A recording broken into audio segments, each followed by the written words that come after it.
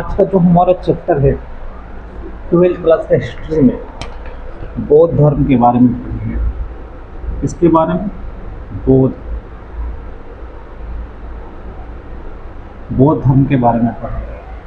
पहला जो क्वेश्चन होता है कि ना बौद्ध धर्म की स्थापना या बौद्ध धर्म का संस्थापक किसे कहा जाता है। पहला क्वेश्चन क्या है, संस्थापक किसे कहा जाता है? तो याद रखना गौतम बुद्ध को।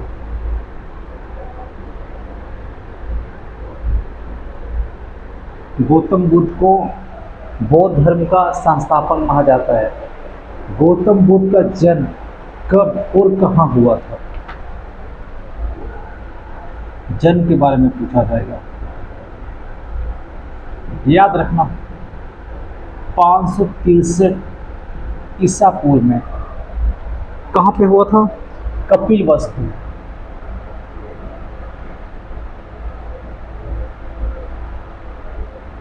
कपिलवस्तु कहाँ पे पड़ता है? लुम्बिनी में पड़ता है। ये लुम्बिनी है कहाँ? नेपाल में। ठीक है, पूछा जाएगा गौतम बुद्ध का जन्म कब और कहाँ हुआ था। याद रखना 563 ईसा पूर्व में लुम्बिनी नामक एक जिला है या फिर कपिलवस्तु एक जगह का नाम है, वहाँ पे महात्मा बुद्ध का जन्म हुआ था। नेक्स्ट पूछा जाएगा इसके पिता और माँ का क्या नाम था। माता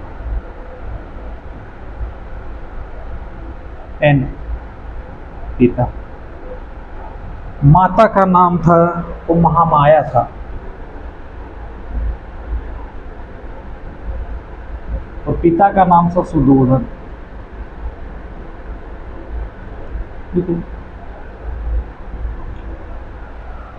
इसकी एक सौतेली माँ थी।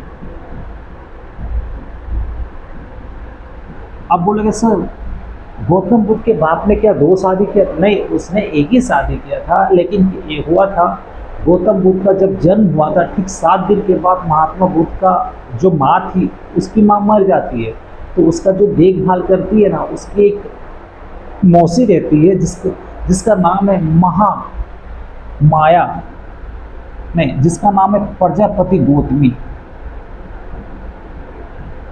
प्रजापति गौतमी। अच्छा, इसका महात्मा बुद्ध का जो था इसका बचपन का क्या नाम था? तो याद रखना सिद्धार्थ था।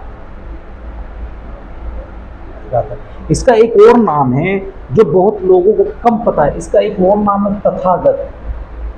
तथागत क्वेश्चन पूछा जाएगा कि ना तथागत का जन्म कब और कहाँ हुआ था, तो बहुत सारे लोगों को पता नहीं होता ये तथागत है कौन। तो याद रखना गौतम बुद्ध को सिद्धार्थ के नाम से भी जाना जाता है, तथागत के नाम से जाना जाता है। ठीक है ना। नेक्स्ट है कि ना बेटे का क्या नाम था। बेटे का क्या नाम था? राहुल। पत्नी का नाम यशोधरा।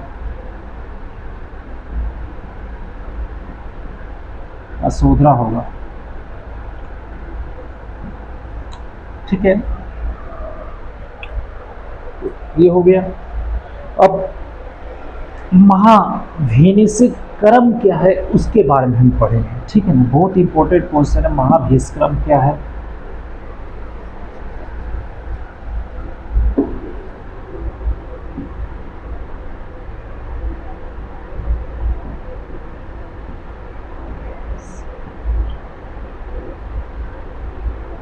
महाभिनिषेक कर्म क्या है?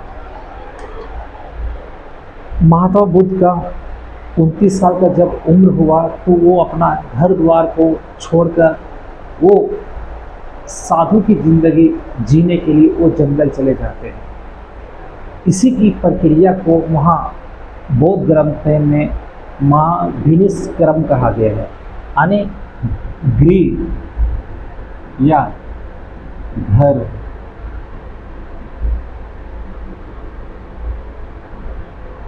त्यागने की प्रक्रिया को क्या कहा गया है?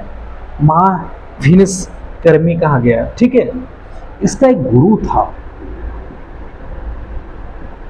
गुरु का क्या नाम था, याद रखना, अलार्म, अलार्म कलाम था। ठीक है ना। नेक्स्ट कि ना इसको ज्ञान की प्राप्ति कहाँ होती है, तो ये याद रखना,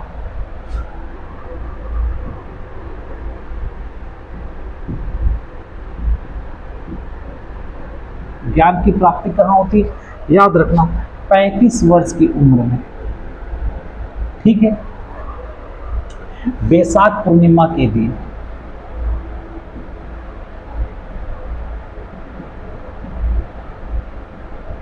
ठीक है, निर्जला नदी के तट, निर्जला नदी को फल्गु नदी भी कहते हैं। ठीक है ना। पीपल,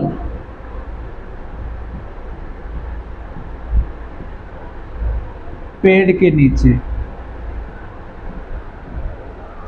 ठीक है ना। कहाँ पे वो 35 वर्ष की उम्र में बैसाख पूर्णिमा की रात निर्जला नदी के तट पीपल के पेड़ के नीचे इसको ज्ञान की प्राप्ति हुई। ठीक है ना, जिसे हम बोधि कहते हैं। जिसे क्या कहते हैं, बोधि। बोधि किसे कहते हैं, तो याद रखना ज्ञान की प्राप्ति की प्रक्रिया को बोधि कहते हैं। ठीक है ना। और ज्ञान की जब प्राप्ति हो गई तो वो सिद्धार्थ से अब क्या कहे, बुद्ध कहलाने लगे। ठीक है ना। ज्ञान की प्राप्ति की प्रक्रिया को हम क्या कहते हैं, बोधि। लेकिन जब उसको ज्ञान जब प्राप्त हो गया तो उसे हम क्या कहते हैं, बुद्ध कहने लगे, बुद्ध। और बुद्ध का अर्थ क्या है, बुद्ध का अर्थ है एक ज्ञान, एक ज्ञान संपन्न व्यक्ति।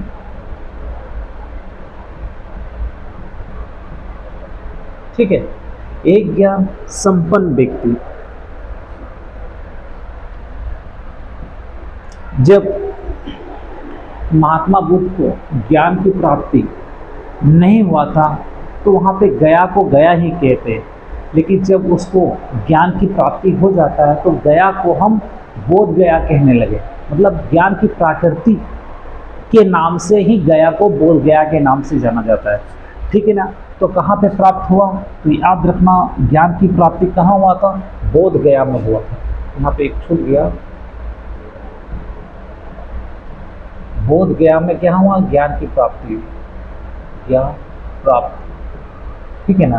क्वेश्चन पूछा जाएगा कि ना महात्मा बुद्ध को ज्ञान की प्राप्ति कहाँ हुई, तो याद रखना बोध गया में हुआ। ठीक है ना। और महात्मा बुद्ध को ही एशिया का रोशनी कहा जाता है। ठीक है ना, या एशिया का पुंज, एशिया का पुंज किसे कहा जाता है, गौतम बुद्ध को, लाइट ऑफ एशिया। ठीक है। नेक्स्ट हमारा है धर्म चक्र परिवर्तन क्या है।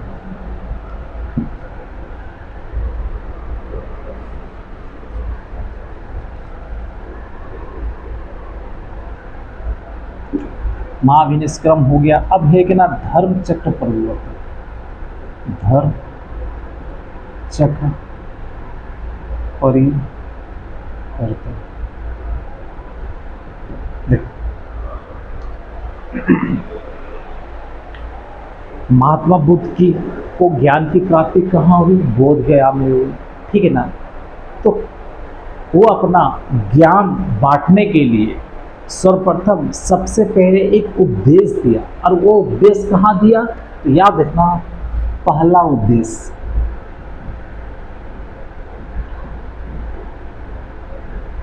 कहाँ दिया, सारनाथ में दिया। है कहाँ पे, वाराणसी में। वाराणसी है कहाँ, उत्तर प्रदेश में।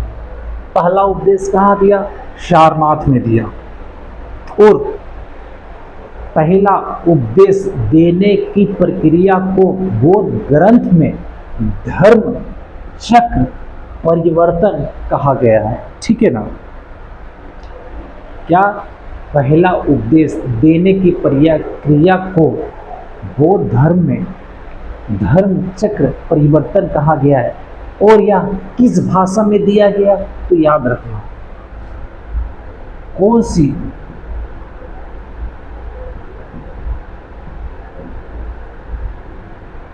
भाषा में उपदेश दिया, तो ये याद रखना पाली भाषा है।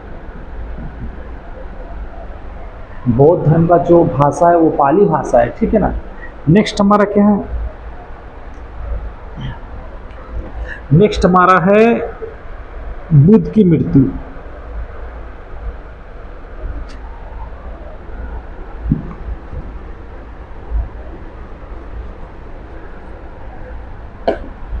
इसका मृत्यु कहाँ पे हुआ?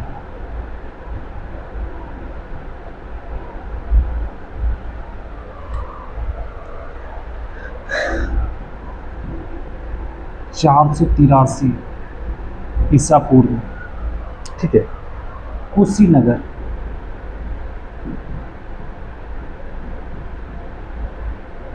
(483 ईसा पूर्व में कुशीनगर एक स्थान है, वहां पे इसकी मृत्यु हो गई थी। कुशीनगर कहाँ है? तो याद रखना गोरखपुर में है। गोरखपुर कहाँ? उत्तर प्रदेश में, ठीक है ना। 483 ईसा पूर्व में क्या हुआ? महात्मा बुद्ध का मृत्यु हो गया, और इस मरने की प्रक्रिया को ही मरने की प्रक्रिया को क्या कहा? महापरिनिर्वाण कहा गया।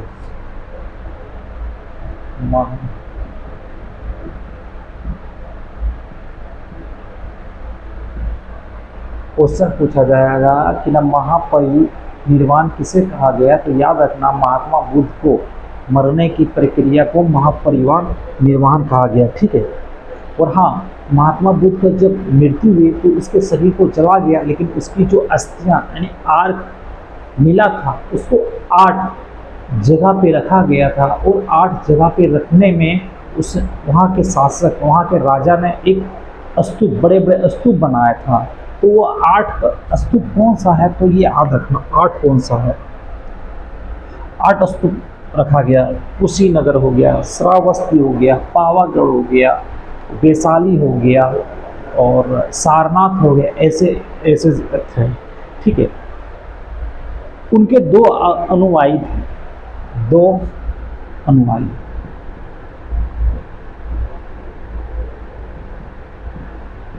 कौन था? याद रखना भिक्षुक था। पहला था भिक्षुक,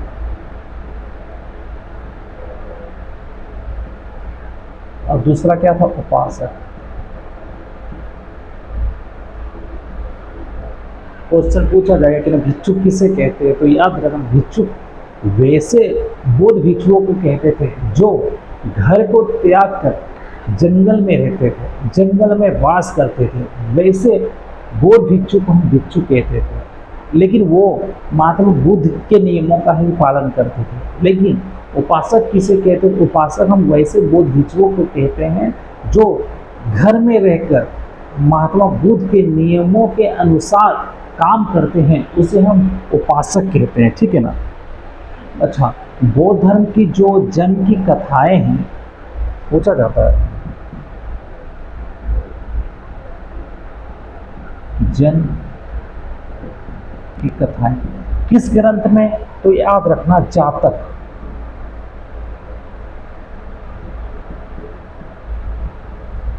जातक एक ग्रंथ है जिसमें हमें महात्मा बुद्ध की जन्म के बारे में बताया गया है, ठीक है ना। आज के लिए इतना ही चैप्टर, नेक्स्ट हम पढ़ेंगे कुषाण वंश।